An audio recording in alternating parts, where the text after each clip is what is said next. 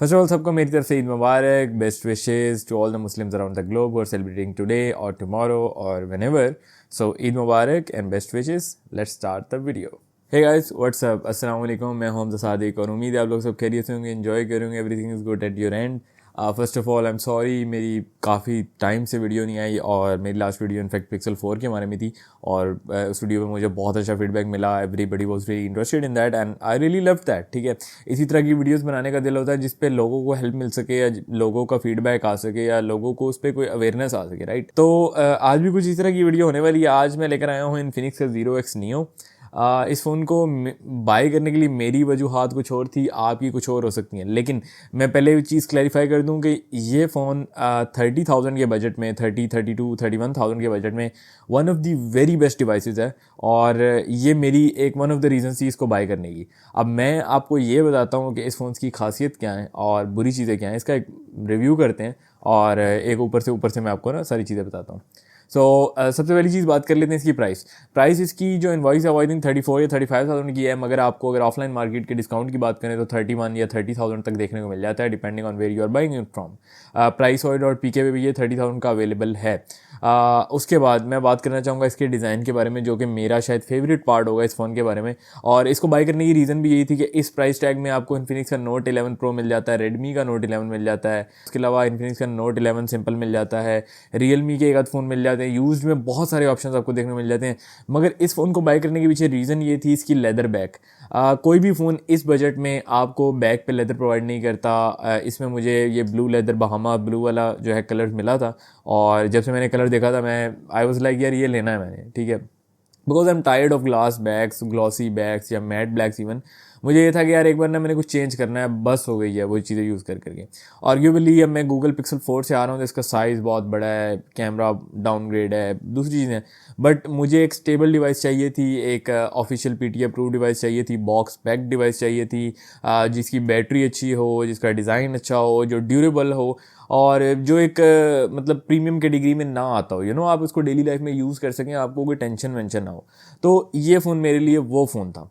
तो इसका डिज़ाइन मेरे लिए बहुत एक रिफ्रेशिंग चीज़ थी. फ्रंट पे इसके कोई प्रोटेक्शन एज सच मुझे तो नहीं समझ में आई कि कोई है या नहीं है, बट यह कि ओरिजिनली एक प्रोटेक्टर लगाया गया है, फिल्म प्रोटेक्टर जिसे आप कहते हैं, प्लास्टिक वाला जो होता है, ग्लास नहीं है. तो दैट्स अ गुड थिंग. जो भी स्क्रैचेस पड़ेंगे वो प्रोटेक्टर पे पड़ेंगे. उसके अलावा आपको ऊपर वाली तरफ कुछ भी देखने को नहीं मिलता.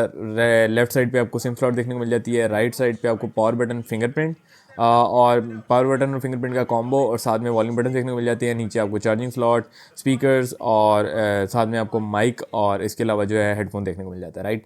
फ्रंट पे आपको 6.67 इंचेस की full HD plus IPS LCD देखने को मिल जाती है जो कि 90 हर्ट्ज पे ऑपरेट करती है और पंच होल कैमरा देखने को मिल जाता है सेंटर में. और बैक पे आपको देखने को मिल जाते हैं द शो स्टॉपर कह लें या स्टार ऑफ द शो कह लें. 3 कैमरास देखने को मिल जाते हैं. 3 में मज़े की बात यह है कि इसमें पेरिस्कोप कैमरा दिया गया है विच इज़ क्रेजी.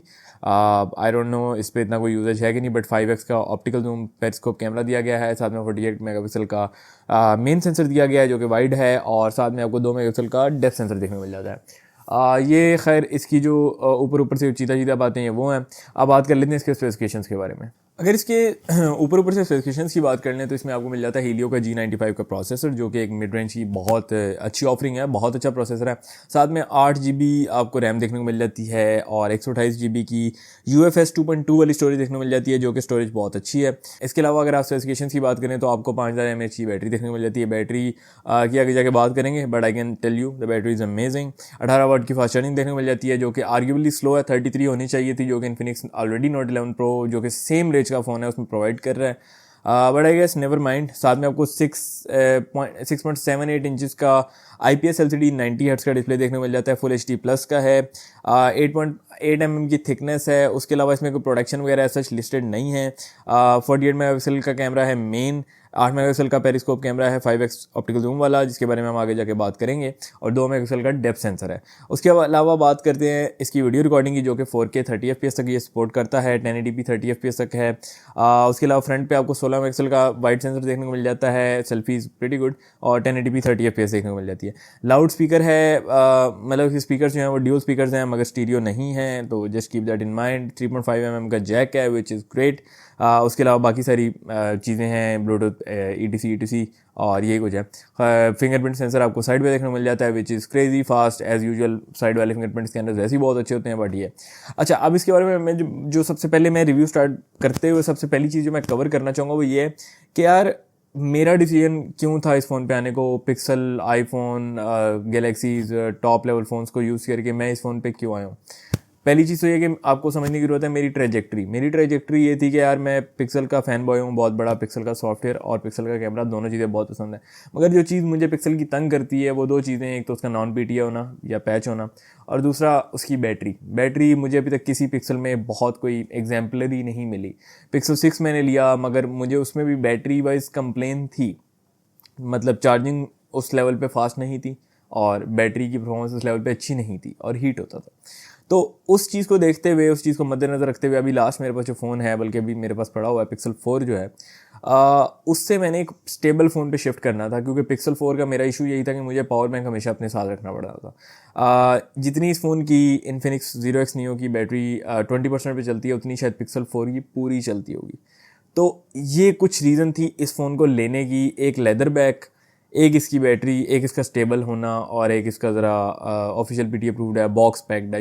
एक box packed unboxing, box packed phone होता है तो न्यू होता है, तो उसके बारे में ज़रा एक फीलिंग आपको अच्छी मिलती है कि आपको पता है कि इट वुड बी ज़बरदस्त चीज़, 10/10 होगा, everything would be brand new. ठीक है, पिक्सल कभी भी ब्रांड न्यू, मतलब मैंने पिक्सल 6 ब्रांड न्यू लिया है, बट स्टिल इवन उसमें वो बग्स वगैरह थे तो मज़ा नहीं आया। खैर, अब आगे चल के बात करते हैं इसकी जो ऊपर से चीज़ें हैं।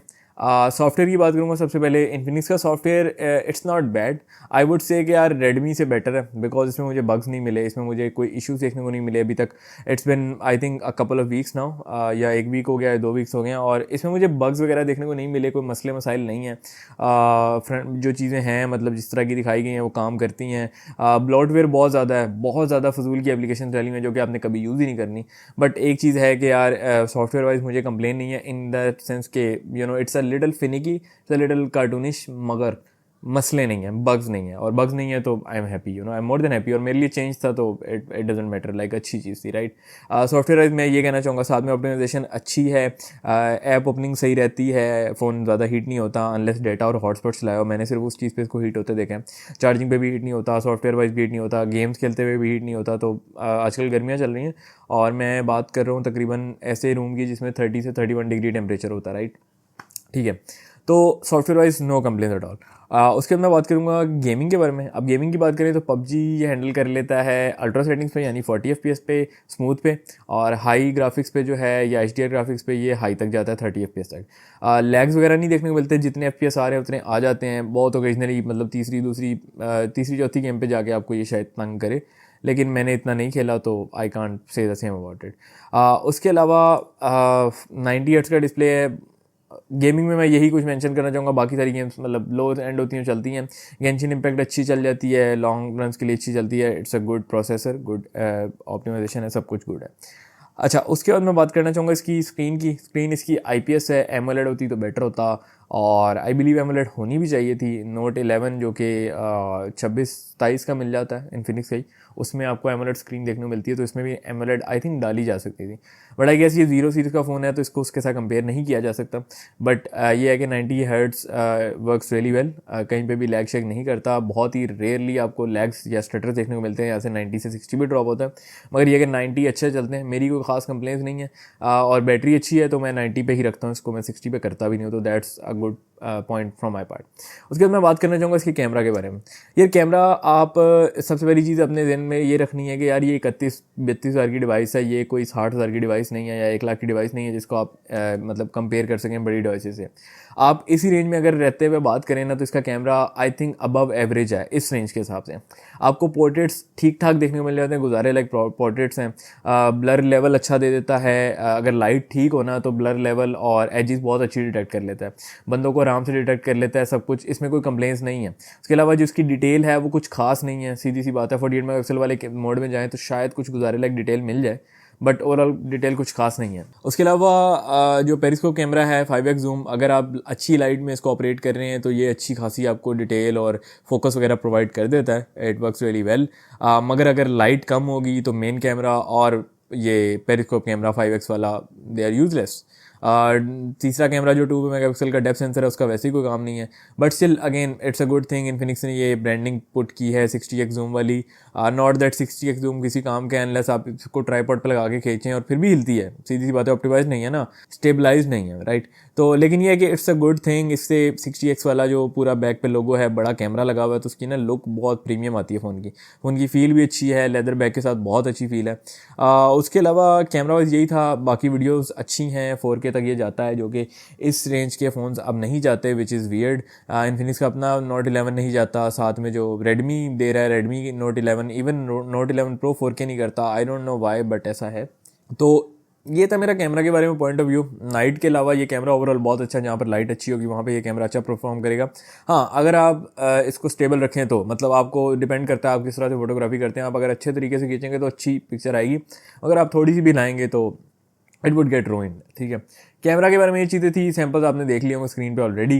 उसके अलावा बात करना चाहूँगा मैं इसकी बैटरी की, जो कि मेरे लिए एक बड़ा बहुत इंपॉर्टेंट पार्ट है, बिकॉज मेरी रेगुलर ट्रैवलिंग होती है बैक एंड फोर्थ, एक सिटी से दूसरे सिटी, 3 घंटे का ट्रैवल हर हफ्ते, आना जाना 3 घंटा और 3 घंटे, वो 3 घंटे जाना और 3 घंटे आना होता है। उसके अलावा वर्क प्लेस पे होते हैं, मतलब 10 घंटे होते हैं वहाँ पर। मतलब चार्जिंग पे मैं पिक्सल को तो लगा ही रखता था, मगर इसको मुझे लगाने की ज़रूरत नहीं पड़ी। देयर वाज अ टाइम जब ये 20% पे था और लाइट गई हुई थी, लोड शेडिंग आपको पता है आजकल बहुत हो रही है, तो 2 दफ़ा 3 दफ़ा लाइट गई है, घंटा घंटा घंटा, और मैंने इसको चार्ज नहीं किया। मैंने हॉटस्पॉट भी ऑन किया है, मैंने 4G भी चलाया, नेटफ्लिक्स भी किया, तो ये इट वर्क्स रियली वेल। तो ये सीन गुड है, राइट। 55,000 mAh की बैटरी है, बैटरी बहुत अच्छी चलती है, I don't mind the battery at all. मैं बहुत पर्सनली सेटिस्फाइड हूँ, 90 हर्ट्ज पे भी बहुत अच्छी परफॉर्मेंस देता है। मेरे यूजेज पे एक दिन से ऊपर बहुत आराम से निकालता है, मतलब मेरा हैवी यूजेज है और बहुत आराम से एक दिन से निकालता है। 7-8 घंटे का स्क्रीन टाइम ये मिनिमम दे देगा आपको, अनलेस आप गेमिंग करें। चार्जिंग 18 वाट की है, स्लो है, मगर आई थिंक अगर आप आदत पड़ जाए, मुझे तीसरे चौथे दिन आदत पड़ गई थी, तो मसले वाली बात नहीं है। थोड़ा टाइम लगता है, 5000 mAh की बैटरी है, फिल होने में टाइम लगता है, बट इट्स डिसेंट, राइट। उसके अलावा मैं बात करना चाहूँगा इसकी एक बहुत बड़े डिसएडवांटेज की, जो कि Infinix I don't know why fix नहीं कर रहा। इसमें वाइड वाइन L1 का सपोर्ट नहीं है, वाइड वाइन L3 का सपोर्ट है, यानी आप नेटफ्लिक्स कोई भी स्ट्रीमिंग प्लेटफॉर्म जो है उसको आप HD में एंजॉय नहीं कर सकते, जैसे कि अमेजोन हो गया, नेटफ्लिक्स हो गया, हुलू हो गया, HBO हो गया, ये सारी चीज़ें जो हैं आप HD में एंजॉय नहीं कर सकते, आप सिर्फ 480p तक एंजॉय कर सकते हैं। अब इतनी बड़ी स्क्रीन है, 6.78 इंच की स्क्रीन है, इस पर आप अगर HD कंटेंट एंजॉय नहीं कर सकते तो इट्स फ्रैंकली यूजलेस, सीधी सी बात है। तो मेरे ख्याल में ये इन्फिनिक्स को फिक्स करने की ज़रूरत है, जो कि 0x Pro में भी यही मसला है और इसमें भी यही मसला है। ये चीज़ें फिक्स होंगी तो ये तो दिस फ़ोन भी would be the best in this range. एक इसमें एमोलेड होनी चाहिए थी, शायद 60 हर्ट्ज़ भी दे देते तो आई थिंक 60 हर्ट्ज़ भी दे देते तो I think that would have been okay. और एक ये जो वाइड वाइन L3 का सपोर्ट है ये देना चाहिए था। बाकी इस फ़ोन से मेरी कोई खास कंप्लेन नहीं है, मैंने आपको पूरा रिव्यू बता दिया और ऑनेस्ट बताया। This is the reason I bought this phone. बाकी अनबॉक्सिंग मुझे ज़रूरी नहीं लगा कि इसकी करनी चाहिए, बिकॉज इसके अनबॉक्सिंग में एक आपको कवर देखने को मिल जाता है, सिम टूल देखने को मिल जाती है, चार्जर देखने को मिल जाता है, फ़ोन देखने को मिल जाता है, बाकी इन्फिनिक्स का वही नॉर्मल जो स्टफ है। तो frankly speaking I am really happy with this phone, it's a breath of fresh air for me. Pixel वगैरह से मैं घूम फिर आके इसमें आया हूँ और मेरी बड़ी नीचे वाली ट्रैजेक्ट्री चली है, पूरा बुर्ज खलीफा बनाया मैंने इन टर्म्स ऑफ फ़ोन्स। तो खैर ये है कि अभी मैं बहुत नीचे वाली रेंज में आ गया और I am personally satisfied, because मेरे यूजेज पे बहुत अच्छा चल रहा है और कैमरा के लिए मेरे पास 7 पिक्सल है ही, तो अगर कितना भी होता तो मैंने इसको यूज़ किया कैमरा में and I am satisfied, right, more than satisfied for the price range. ये चीज़ हमेशा लाजमी याद रखनी है कि प्राइस रेंज। तो यही था इसका रिव्यू और उम्मीद आपको अच्छा लगा होगा, उम्मीद आपको पसंद आया होगा। अगर आपको वीडियो पसंद आई हो तो लाइक और सब्सक्राइब ज़रूर करें। नीचे कमेंट करके बताएं, कोई भी सवालात हो मुझे बताएं, कोई भी चीज़ आप कवर करवाना चाह रहे हैं वो बताएं। तो इतना ही था। आपको इंस्टाग्राम का हैंडल यहाँ नीचे शो हो रहा होगा, तो डू फॉलो मी देर। और अगर आपको कोई बातचीत करनी हो, कोई सवाल हो तो आप वहाँ रब्ता कर सकते हैं। तो इस वीडियो में इतना था, अपना ख्याल रखिएगा, मिलते हैं आपसे अगली वीडियो में। अल्लाह हाफिज़।